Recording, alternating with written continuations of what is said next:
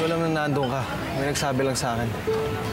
Wala, nakita ko lang na hindi ako pwede maging waitress. Sige na, balik ka na doon. Okay lang, kami nag-aantay pa sa'yo. Wala nag-aantay sa akin.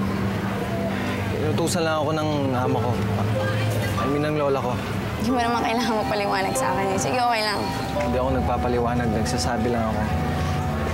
Baka kasi kung ano pa yung kwento ng magaling mong kaibigan. Maraming salamat sa tulong mo. Maayos na ang buhay natin. Ngayon na nakapwesto na ang anak ko sa pamilya mo. Nabayaran mo na rin lahat ng pagkakautang mo. Pero kung tuluyan mo kung tulungan, tuluyan rin kita pasasalamatan. Ano magagawa ko, Brad? Eh, may nakita ako eh. Di ba hinalikan mo yung girlfriend mo? Ha? Sa labi? Di ba? Ano siya girlfriend eh? Ex-girlfriend ko.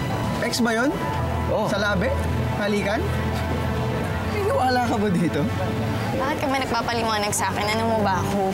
Baka nanay ka niya. Eh, bakit ba sabat ka ng sabat na to? Si Andrew yung kausap ko. Bahala nga kayo. Hoy! Ikaw yung sumapak dito, no? Kaganyan. Nakuha mo na lahat gusto mo, ah. Ano pa tulog kailangan mo sa akin? Isa lang yan sa mga gusto kong mangyari. Marami pa akong gustong gawin. Kaya kailangan ko ang tulong. Chris, dito ako para kamustahin ka. Okay ka na ba? Okay lang. Sige, okay. Ano ba nangyari doon? Sige na, una ka na. Ay, bakit kasama mo na naman lalaki mo? Di ba dapat nagtatrabaho ka? Tapos na ako kasi ngayon. Asan ang sweldo? Kasi sa auntie ko kasi ako na yung nagka-problema ako. Kasi! Bakit ka na si Sante? Ma'am, hindi ko kasalanan ni Grace. Hindi ikaw kinakausap ko! Kung lang mukha mo para sabihin sa akin may trabaho ka, yung pala na si Sante ka, ha? Ano ba yan? Ha? Saan ako ngayon kukuha ng pangdalensya ko? Ha? Nangako pa naman ako na manilibre ako ng inumin ngayon sa tubana! Ha? Halika na! Ma'am, ako may pera. Ako na lang mo magbibigay. Wag. Bakit? Mainit naman ako. Tama na! Huwag ka makialay! Nay, mahiya ka naman! Wag. May pera ka? Meron ho. May 1,000 ka? Ha? Teka. Ay! 1,000 ko. Ito. Okay lang, Grace. Dito libre, ha? Babayaran mo to. Okay ka pala. Kung ganyan ka lang ng ganyan sa akin, eh. Hindi ka magiging problema sa akin. Hmm? Pwede mong dalawin si Grace kahit kailan mo gusto. Babayaran mo to, ha? Grace. Huwag ka na umiyak, Grace. Siya mo yung nanay ko kasi ano talaga yun. Babayaran ko naman sa'yo yung 1,000. Wala yun. Huwag mo na isipin yun. Hindi ko rin niya sinasaktan. Sanay na naman ako sa kanya. Sa akin yung ganun. Bakit ka pumapayag? Kasi nanay ko siya eh. Nanay ko siya kaya mahal ko siya. Kahit na hindi niya ako mahal. Pagod ka na. Pahinga ka na.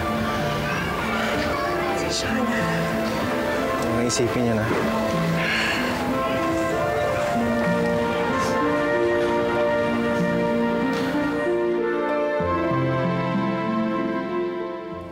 Ama. Alam na ho ba ni Ma? Oo. Pero hindi niya dapat malaman na pinapunta kita doon. Ano, kamusta? Kamusta siya? Si Elizabeth. Maganda.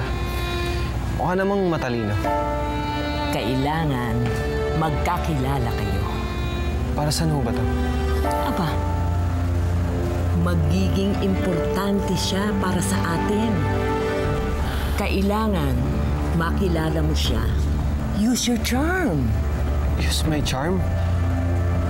Akala ko ho ba gusto niya lang malaman yung background niya. Ang Ang gusto ko mangyari, makuha mo ang loob niya. Pero, hindi dapat malaman nito ng iyong mama. Apo. Okay? Kain Ano ka na. meron para piyesta? Ganda ng... Hindi, para sa'yo talaga yan. Sige na, kumain ka na. sa akin. Ano meron? Bakit? Kailangan ba may okasyon kapag pagluluto kita, ha? Sige. Paadat kita sa office. Papakilala ka ni Papa. Marami kang pipirmahan document. Credit cards, savings, and current account. Ang dami niyo na pong binigay sa akin. Baka ma-spoil ako niyan sa ginagawa ninyo. Kailangan mo yan, anak. Hindi ka naman pa pwedeng tawagin prinsesa ko. Wala kang pera. Ay, nga pala. Oh, para sa'yo. Ito. Ayos ba? Agang pa-birthday, ah. Ano ba meron? Saan mo nakuha to? Dun kila Gina. Kasi nagbebenta sila ng mga damit na pahulugan. Wala ko ng pera. Basta, mamaya, pagkatapos natin kumain, magbihis ka, tapos maghanap tayo ng trabaho. Eh, may Kain ka na. di ba? Malis ka? I hope you don't mind me asking this. May boyfriend ka na ba? Ha? Wala pa? I mean, wala ngayon. Bakit pagbabawalan niyo ba ako? Hindi naman, anak. Wala lang kasi akong alam sa buhay mo. Na lang, baka gusto mo lang mag-share. Sa totoo lang, masayang-masaya ako at bumalik ka ulit. Kulang na lang makilala mo ng gusto ang ina mo.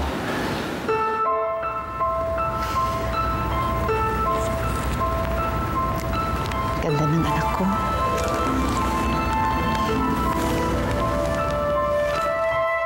Para saan pa, Papa? Ay, masaya na ako na nakilala kita. At alam niyo, kahit hindi ako gusto ni Tita Katarina, magpapakabait ako. Para ituring niya akong anak. Hindi na ako interesado na makilala ko ang tunay kong ina. Di ba nga, sinisante na ako nung amo ko dahil sa nangyari. Eh, amo na yun. Gusto ko rin naman na iba na yung gagawin ko eh. Medyo nakakasawa na rin yung pagiging piyon. Sige na, kumain ka na. Nato, kakausapin mo lang naman yung si Andrew. Mukhang mabait naman yung tao. Malay mo, tanggapin ka uli dun sa trabaho mo. Sabi ko na nga ba, sabihin mo yan. Basta wala na akong trabaho doon. Naintindihan mo, maghanap na lang tayo ng iba. Oh, ano yan? Kung magagalit, sinabi ko lang, huwag ka na magalit, ha? Sige. Kaya sa atin kumain, maghanap tayo ng trabaho. Peace tayo, huwag kang magagalit, ha? Sige na. Peace tayo, ha? Okay. Dad, tinapon niyo lang ako, di ba? Hindi totoo yan, anak. Mahal na mahal ka niya. Nung nawala ka, nabuong akala naming lahat patay ka na. Bukod tanging siya lamang ang naniniwalang buhay ka pa. Siguro nga, dapat makilala mo ng gusto ang nanay mo. Bakit? Nasaan na ba siya ngayon? Hindi ko alam. Marami nagsasabing patay na siya. Pero huwag kang mag-alala. Ipapahanap ko siya, anak. Sa atin lang to. Ano sasabihin sa lola mo? Hindi ito Katarina. Okay? Ano ba na to? Uy, Beauty! Grace! Kamusta ka na? Oo, okay lang. Anong ginagawa mo dito? Eto, nagtatrabaho ko. Kayo, papasyal-pasyal lang kayo. Eh, sino ba ito ang shota mo? Hindi! Ano ba? Mababata ko yan, si Nato. Nato, si Beauty. Hello. Anastasia, I'm meeting up with Andrew. Magsha-shopping kami. May ipagbibiling ka ba? Hindi ba natin dapat pagplanuhan ang pagkikita namin ni Elizabeth?